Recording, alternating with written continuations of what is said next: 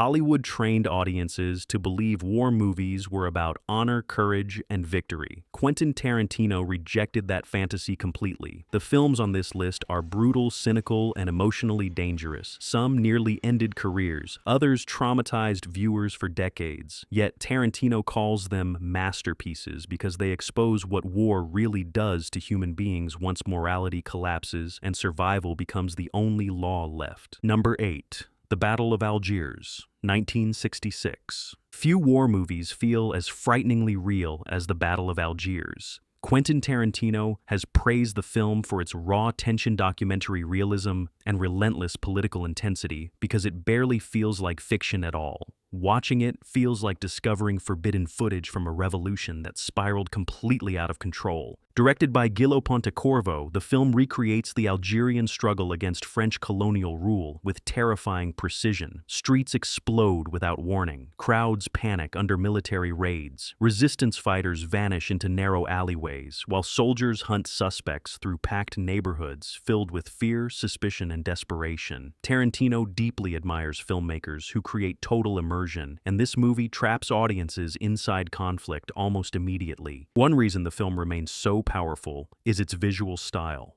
Pontecorvo shot much of the movie like live news coverage, using handheld cameras, grainy imagery, and non-professional actors. Audiences in 1966 were stunned because the violence felt authentic rather than theatrical. Tarantino loves cinema that blurs the line between fiction and reality. The Battle of Algiers does that better than almost any war movie ever made. Modern filmmakers still study this movie because its influence stretches across decades of war cinema, political thrillers, and urban combat films. Yet despite its importance, the film still feels shockingly modern. Every chase, every interrogation, and every explosion carries unbearable tension because the danger feels immediate and human. That realism is exactly why Tarantino considers it essential war cinema. The Battle of Algiers does not romanticize revolution or warfare. It shows how violence spreads through society until fear itself becomes impossible to escape. Number 7. Saving Private Ryan, 1998.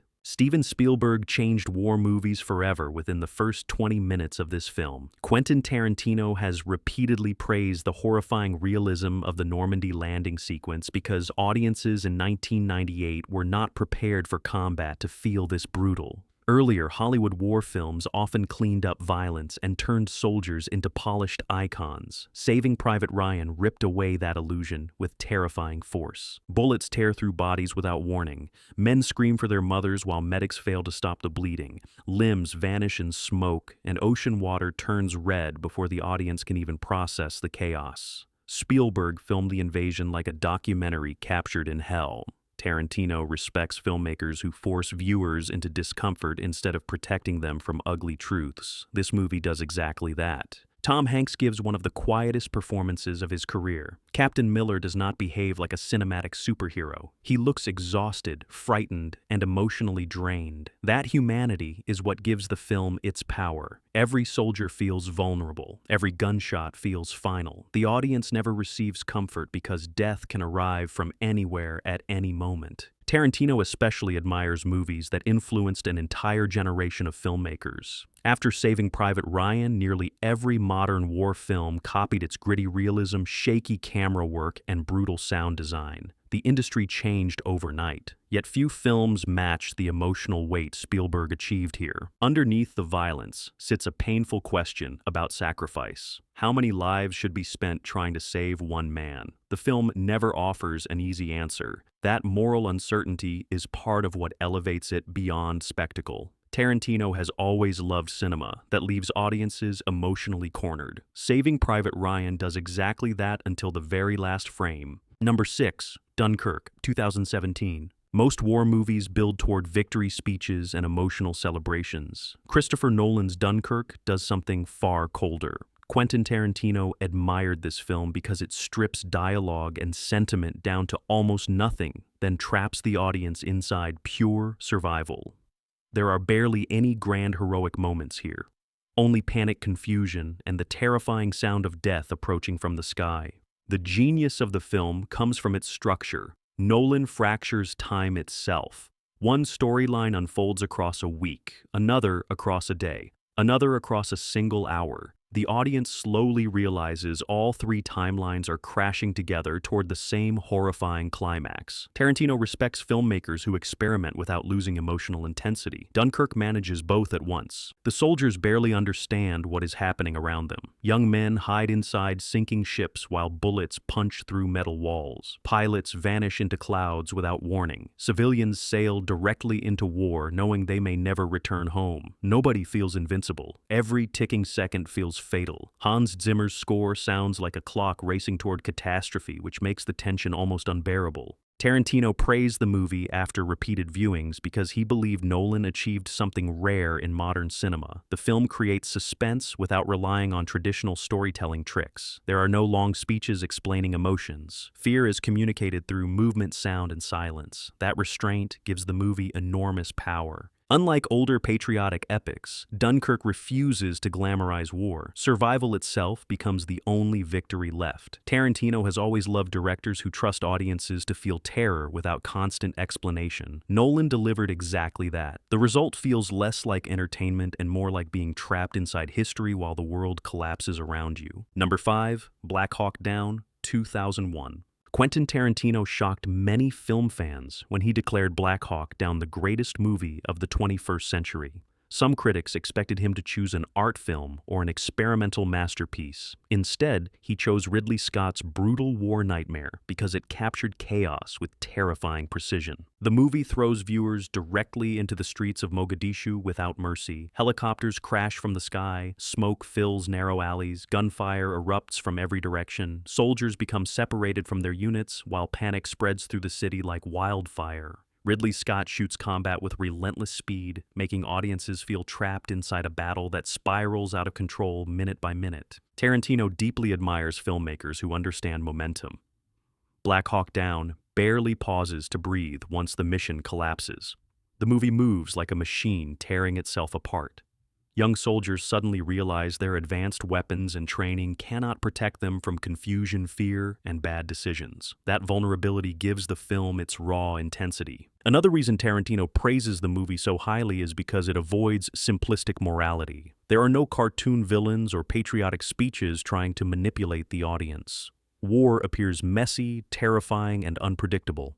Even experienced fighters make mistakes under pressure. That realism separates the film from ordinary military action movies. The cast feels packed with future stars before they became famous.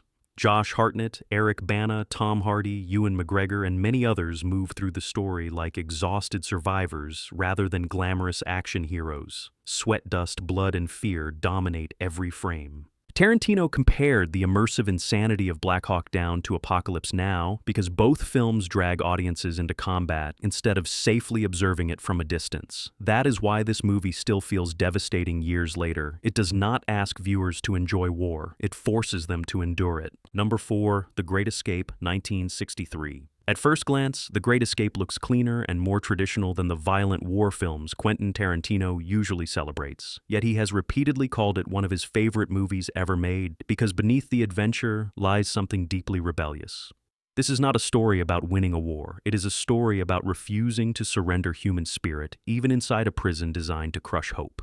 The film follows Allied prisoners planning an impossible mass escape from a German camp during World War II. What makes the movie unforgettable is its patience. The audience watches men slowly build tunnels, forge documents, steal materials, and gamble their lives on tiny acts of resistance. Tarantino loves ensemble storytelling, where every character feels distinct and memorable. This movie practically wrote the blueprint. Steve McQueen dominates the screen with effortless cool. The motorcycle chase became legendary, but Tarantino admires something even more important. McQueen never plays the character like a fearless superhero. He feels restless, stubborn, and emotionally trapped. That humanity gives the film emotional weight beneath all the suspense. Unlike modern war films that rely on non-stop violence, The Great Escape creates tension through anticipation. Every creaking floorboard, every missing document, every suspicious guard threatens to destroy months of planning. Tarantino respects directors who understand suspense as psychological warfare. Few films execute it better than this one. Then comes the devastating final act. Many audiences expecting triumph are blindsided by tragedy. The movie reminds viewers that bravery does not guarantee survival. Freedom comes at horrifying cost. That darker emotional turn is one reason Tarantino continues praising the film decades later. Beneath the entertaining surface sits a brutal truth about war. Even escape can become another form of sacrifice. That emotional contradiction transformed The Great Escape into something far greater than a simple prison movie. It became one of cinema's definitive stories about defiance under impossible circumstances. Number 3, Come and See, 1985. There are war movies that entertain audiences, and then there are war movies that emotionally destroy them. Come and See belongs to the second category. Quentin Tarantino has repeatedly praised the film's unbearable realism and psychological terror because almost no other war movie captures the death of innocence with such horrifying power. Directed by Elem Klimov, the film follows a young Belarusian boy named Florya during the Nazi invasion of the Soviet Union. At first, he behaves like countless children, raised on heroic stories about battle. He dreams of adventure, purpose, and glory. Then war tears his humanity apart piece by piece until the audience barely recognizes him by the final act. Tarantino admires filmmakers willing to push viewers into extreme emotional discomfort, and Come and See never offers relief. Villages burn while civilians scream inside collapsing buildings. Soldiers laugh during massacres as if cruelty has become ordinary routine. Faces stare directly into the camera, creating the feeling that the audience itself is trapped inside the nightmare, unable to escape what is happening. The film's sound design makes everything even more disturbing. Gunfire explodes like psychological torture, while silence suddenly swallows entire scenes, leaving only fear breathing through the screen.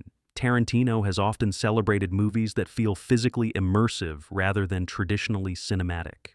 Come and See does not feel watched, it feels survived. What makes the film truly devastating is its transformation of Florya. By the end, his face appears decades older, consumed by trauma, exhaustion, and horror. War has stolen childhood from him completely. Few movies portray psychological destruction with such honesty. Unlike patriotic epics filled with triumph, Come and See presents war as pure human collapse. There are no victorious speeches waiting at the end, only grief, terror, and irreversible damage. That emotional brutality is exactly why Tarantino considers it one of the greatest and most haunting war films ever made. Number 2, Cross of Iron, 1977. Quentin Tarantino does not simply admire Cross of Iron, he practically treats it like sacred cinema. Sam Peckinpah's war masterpiece influenced the tone, violence, and moral chaos of Inglourious Basterds more than almost any other film. Yet despite its brilliance, many casual audiences still have not seen it, which makes its reputation feel almost mythical among hardcore film lovers. Most World War II movies place Allied soldiers at the center. Peckinpah did something far riskier. He followed exhausted German troops trapped on the Eastern Front while their world slowly collapsed around them.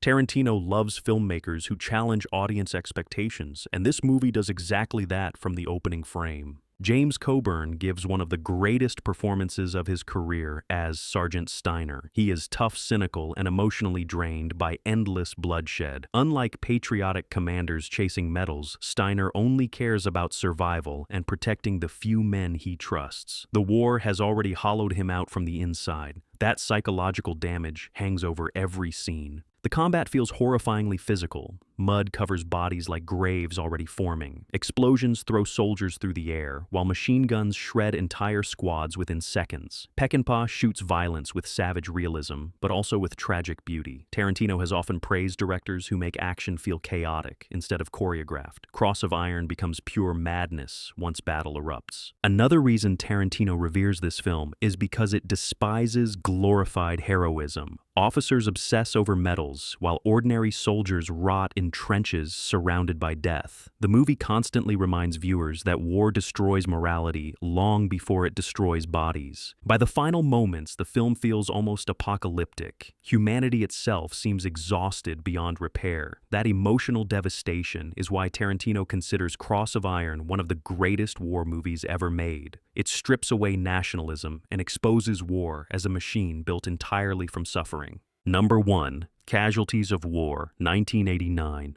When Quentin Tarantino calls Casualties of War the greatest war film ever made, people often react with surprise. Some expect him to choose a larger epic or a more famous classic. Instead, he chose Brian De Palma's deeply disturbing Vietnam nightmare, because few films confront the moral collapse of soldiers with such brutal honesty. The story follows a young American soldier played by Michael J. Fox, whose unit kidnaps and assaults a Vietnamese girl during the war. Sean Penn leads the squad like a man completely consumed by violence and psychological corruption. Tarantino has praised the film because it refuses to protect audiences from the darkest truths about combat and human behavior. Unlike traditional war epics built around battlefield glory, this movie focuses on conscience guilt and evil spreading through ordinary men. The jungle feels suffocating from the very beginning. Fear, exhaustion, and paranoia poison every decision. Soldiers stop seeing civilians as human beings. Morality slowly disappears beneath survival instinct and unchecked authority. De Palma directs the film with unbearable tension. Quiet conversations feel more terrifying than explosions because the audience understands something monstrous is approaching. Michael J. Fox becomes the emotional anchor of the story because his character still clings to basic humanity while surrounded by men abandoning theirs completely.